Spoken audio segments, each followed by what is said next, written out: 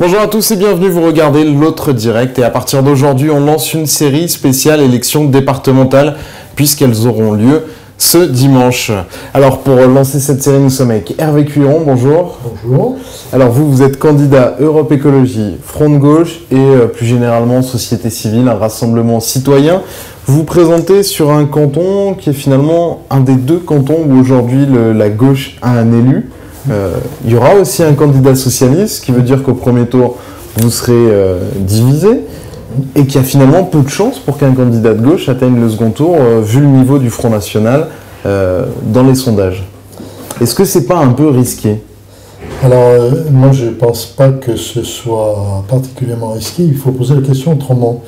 S'il n'y a qu'un candidat au niveau du PS, est-ce qu'il y a tout un certain nombre de personnes qui s'interrogent sur la signification aujourd'hui de la politique du PS, hein, et s'il n'y a pas une autre représentation, la possibilité pour d'autres personnes de voter au lieu de voter opposition et Front National, et ben nous offrons une autre alternative où on défend un certain nombre de valeurs qui sont des valeurs de gauche. Je pense que c'est très complémentaire. Si nous ne sommes pas là, il n'est pas sûr du tout que le PS fasse un score extrêmement important. Moi, je dis que c'est complémentaire et qu'en définitive, c'est l'abstention que nous essayons de prendre pour qu'il y ait un vote avec, bien sûr, vers nous.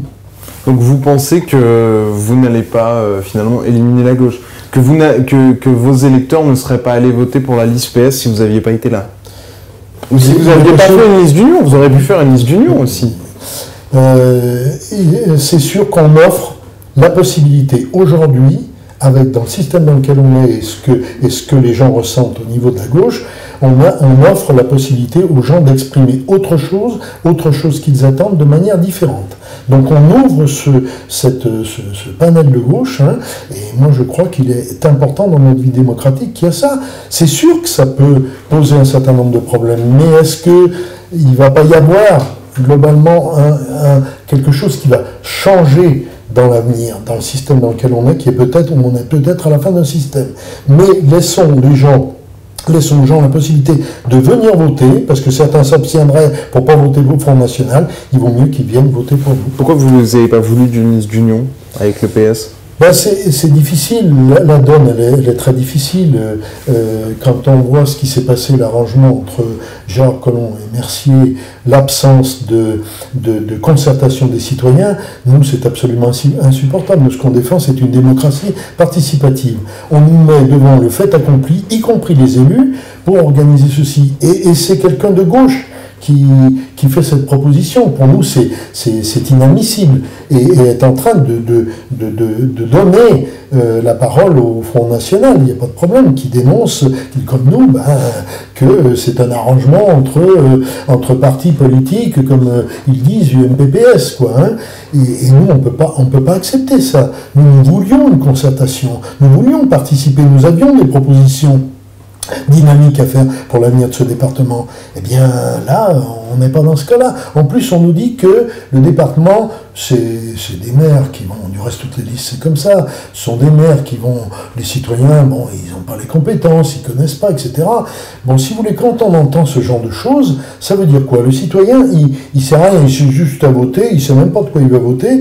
On ne peut pas accepter ce type de remarques. Dans un partenariat, on est à égalité, et je considère que tous les citoyens qui sont dans notre rassemblement, y compris ceux qui sont mes colistiers, ils ont la capacité, comme tous les citoyens, de prendre en charge la vie politique. Certainement pas comme c'est fait aujourd'hui, c'est-à-dire avec un cumul de mandats, avec des spécialistes qui vont régler les problèmes que l'on traite dans chacune des instances. Non, nous, on a une vie politique, on a un mandat, et on se consacre à son mandat, on a un travail, on continue ce travail, on simplifie, on est contre cette complexité administrative. Il faut simplifier, rendre compte aux citoyens, hein, et et dans la transparence, hein, et dans le souci de les associer en permanence. On ne pourra pas proposer de nouvelles choses sans que les citoyens soient associés, se sentent considérés responsables.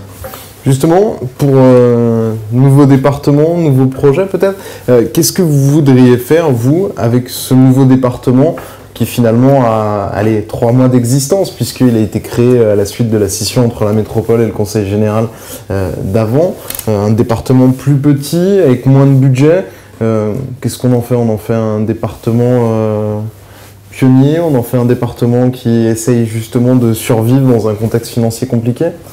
Alors nous, malgré la façon dont il est fait, qui ne convient pas du tout, on a choisi de représenter des citoyens, donc on va y aller. Parce que nous, on dit que ce territoire de l'Ouest lyonnais, il a des potentiels. Il a des potentiels énormes, à tous les niveaux, hein, au niveau de la qualité de vie, au niveau des activités possibles à lancer. Pas d'une manière industrielle comme la métropole, mais il y a énormément de créneaux possibles. Là, au niveau de l'agriculture, si on soutient une agriculture biologique, une agriculture agroécologique, hein, si on soutient l'écohabitat, si on soutient la transition énergétique, on a là, sur ce territoire, un potentiel énorme au niveau de l'agriculture, par exemple, fournir l'alimentation de la métropole. C'est un pari formidable. Ce territoire-là, il a cette possibilité. En plus, il a des produits de qualité, des produits qui sont labellisés. Je veux dire que c'est porteur, ça. Alors, le département, lui, il a à soutenir ce type d'activités, qui sont des activités avec de la création d'emplois, petits emplois, hein, et puis non délocalisables. Et puis, au niveau énergie, eh ben, quand au lieu d'amener des salades ou des tomates du Maroc ou d'Espagne, on a ce qu'il faut sur place et on distribue des produits de qualité aux Lyonnais, et on distribue également des produits de qualité. Donc finalement, c'est un département qui a vocation à devenir le grenier de la métropole. Il peut être, entre autres, parce qu'il n'a pas que ça. Quand on parle nous, on a une ambition de territoire à énergie positive, eh bien, ça a un sens. Hein, c'est-à-dire que le potentiel qu'il y a aujourd'hui au niveau des activités, au niveau de l'eau, de l'air, du vent, du bois, de la méthanisation, on a un potentiel de pouvoir produire de l'énergie de manière positive et de la redistribuer. Je veux dire que ça, et puis alors ça, c'est local. C'est non délocalisable, et ça se fait avec des entreprises locales, des groupements d'entreprises qui sont spécialisés dans la rénovation thermique, dans l'installation de ce type de nouvelles énergies. Donc là, on a vraiment des choses fortes à mener, quoi, hein. La possibilité de vivre bien sur ce territoire. Et pour ça, il faudrait quand même investir au début de l'argent public. Tout à fait. L'argent public, il y en a pas énormément en ce moment, surtout dans ce qui sera le nouveau département du Rhône. Fiscalité qui aura du mal à augmenter dans cette période de crise. La menace des prêts toxiques, les baisses des dotations de l'État. Cet argent pour l'énergie verte, pour le soutien à l'agriculture, vous allez le trouver où? Alors, par exemple, que l'État, aujourd'hui, dise qu'il se dégage des dotations, hein, c'est extrêmement grave. On ne peut pas faire une réforme. Moi, j'ai appris que toutes les lois, quand elles étaient mises en place, on a vu des lois qui n'avaient jamais de financement derrière. Là, une réforme territoriale, elle est obligée d'être avec des accompagnements financiers. C'est pas le moment de dire qu'on arrête les dotations. On les cible. Par exemple, on parle de la loi de transition énergétique, elle est globale, elle est au niveau d'État. Donc ça veut dire qu'il va falloir cibler et qu'il va falloir apporter des dotations pour permettre cette transition-là. Donc ça, c'est du rôle de l'État. Dire l'État diminue ses dotations de plus en plus, ça n'a pas de sens. Certainement qu'il faut mener ces dotations ciblées. Nous sommes pour une gestion extrêmement rigoureuse, un contrôle citoyen. Ce qui s'est passé au niveau des emprunts toxiques est une honte. Et grave, une gestion catastrophique, y compris pour le Confluence, y compris pour l'accès à l'OL, hein. Ce sont des dépenses faramineuses, y compris les grands projets A45, Col, tout ça. Ça, ce sont des économies qu'on peut réaliser, des dépenses qu'on peut ne pas faire. 45, le Col, pour l'instant, il n'y a pas un centime de... Oui, non, mais enfin, quand même, la 45... Et pour la 45, le département du Rhône ou du Nouveau-Rhône n'a pas prévu de mettre un centime. Mais attendez, vous savez, il y en a quand même d'autres qui tiennent à la 45 et qui vont se débrouiller, notamment avec les régionales, pour trouver d'autres solutions. Donc je dis que réalisons des économies sur ce que nous n'allons pas faire, qui est de l'argent public extrêmement lourd et qui a été gaspillé. Hein. Confluence 3 fois le prix pour l'OL, qu'est-ce que ça veut dire pour quelqu'un de privé de réaliser ces installations publiques, hein. C'est une garantie d'emprunt. Garantie d'emprunt aujourd'hui en plus. Et basculer à la métropole et plus sur le Conseil général. Oui, tout à fait. Il reste 80 millions d'emprunts toxiques. Hein, et nous sommes pour que, d'une part, chacun prenne ses responsabilités. La banque a un rôle d'accompagnement de celui qui emprunte, hein, et elle a commis des fautes graves, hein, elle a trompé, et puis les élus qui étaient au département, c'était pas des novices. Moi je vais au département, peut-être que je pourrais me tromper, mais jamais je prendrai un emprunt toxique. Mais eux, ils étaient depuis 10 ans, 15 ans, et eux, qu'est-ce qu'ils font? Ils signent des emprunts toxiques. Mais c'est impensable. Ce sont des très très mauvais gestionnaires, et qui pénalisent aujourd'hui. On n'a pas d'argent. Et on ne sait pas du tout qu'est-ce qui se passera au niveau du tribunal, ce qui sera reconnu. Nous, on va continuer la lutte. Il faut savoir quand même que dans notre démarche citoyenne, moi j'ai fait partie d'un collectif Audit sur la dette avec Attac. C'est nous qui avons fait émerger les emprunts toxiques. Je veux dire que l'expertise citoyenne, il faut que les élus s'en emparent. C'est un binôme, les élus et les citoyens, pour faire vivre la société et notamment faire monter des choses dont personne ne parlait. Parce que c'est quand même le département du Rhône, c'est le plus toxicomane dans le sens des emprunts de France. Hein, c'est lui qui en a accumulé le plus. Et puis on ne sait pas que c'est tellement superposé. Voilà. Donc il y a des potentiels. Hein, et je regrette, moi je peux pas... Vous faites quel bilan de ces 20 ans de Michel Mercier, en dehors des prêts toxiques? Est-ce que vous retenez autre chose?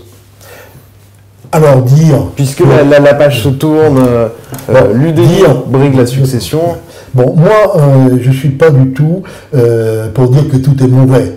Il y a eu des choses qui ont été réalisées. Nous, on pense qu'il y a des choses qui ont été insuffisamment poussées, notamment dans les options que l'on prend par rapport à la rénovation énergétique des bâtiments, des logements sociaux. Il y a des choses qui auraient pu être prises par rapport au soutien de l'agriculture, une agriculture plus respectueuse de l'environnement. Il y a des choses qui auraient pu être prises. Il y a des choses qui ont été faites. Moi, je dis, peut-être il faut aller plus loin maintenant. On passe à une autre échelle. Nous, on défend un plan énergie-climat pollution sur lequel les citoyens vont être concernés c'est en partie une suite de ce qui s'est fait, c'est un plus, on passe à un autre stade beaucoup plus important et beaucoup plus ambitieux. Donc je ne vais pas dire, je dis que sur des choses de gestion, et quand même la gestion, moi j'étais gestionnaire pendant 23 ans de plusieurs établissements médico-sociaux, je sais ce que c'est que la gestion, je sais ce que c'est qu'un budget prévisionnel, je sais ce que c'est que l'évaluation des besoins, et je sais ce que ça coûte de se tromper au niveau des dépenses. Hein. Donc là je suis très à l'aise, je dis que là il y a eu des erreurs. Voilà. Dernière question, ce nouveau département, et vous l'avez dit plusieurs fois, devra avoir des liens avec la métropole, à part donner à manger à la métropole. Quel type de lien il faudra avoir, mais plutôt entre institutions, entre le département et la métropole, qui sont deux entités à part, mais quasiment sur un territoire commun? Oui, c'est évident. Ça, c'est quelque chose qui a à mettre à plat. Hein, complètement pour savoir comment on va fonctionner. C'est obligé. Parce qu'aujourd'hui, il y a un lien qui est financier. La métropole donnera 75 millions par an à vie, et c'est tout. Enfin, bon, on ne sait pas du tout comment ça se passera, parce que 75 millions, bon, pour l'instant, on dit que c'est comme ça, on ne sait pas comment ça se passera. Moi, cet argent, et c'est pas pour rien si on nous le donne. Maintenant, il faut savoir ce qu'on va faire. Il y a déjà quelque chose qu'on sait qu'on va faire, c'est où on est mené ensemble au niveau des déplacements, c'est le Citral. Bon, c'est la première des choses. Déjà, le Citral nous pose des problèmes. Il va falloir qu'on débatte avec la métropole sur la façon dont le Citral va s'engager financièrement sur ce nouveau département, pour pas l'appauvrir. Quand on entend, moi j'ai un maire qui vient de m'écrire et qui me dit, dans ma commune, au niveau de l'école primaire, le département ne prendra plus en charge les transports scolaires. Ça veut dire que cette toute petite commune, qui est un élément du territoire comme plein de petites communes, s'il n'y a pas l'école, s'il n'y a pas les gens qui peuvent vivre sur place, mais on la tue, on l'asphyxie. Donc ça, c'est à renégocier. Peut-être sous d'autres formes d'alternatives de transport. pas uniquement les grands cars qui se déplacent, il y a peut-être tout un tas de formules dans lesquelles les citoyens peuvent être intégrés, peuvent participer. Merci beaucoup Hervé Cuilleron. C'est le mot de la fin. On se retrouve demain pour une autre édition spéciale élection départementale. Au revoir.